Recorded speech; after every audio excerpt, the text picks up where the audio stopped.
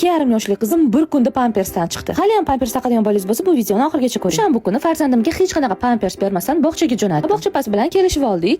Bolani tez-tez to'sib turishga va pampers umuman taqmaslikka. Bir kunda bog'chapasi tutish deyishi va unitazga o'tirishi bog'chada o'rgatdilar. Uyga kelishi bilan o'zim tez-tez hojatga olib kirib turdim, lekin unitaz noqulay bo'lgani uchun bolamga tezga shu zakaz qilib yubordim. Bilasizlar, bog'chada shunaqa детский unitaz bo'ladi. Bolaga qulay bo'lishi uchun unitazga qo'yadigan shunaqa garshu zakaz qilib yubordim. Uch tarafi ikki xil foydalansa bo'ladi. Yerga ham bemalol garshu qilib qo'yib qo'ysa bo'ladi.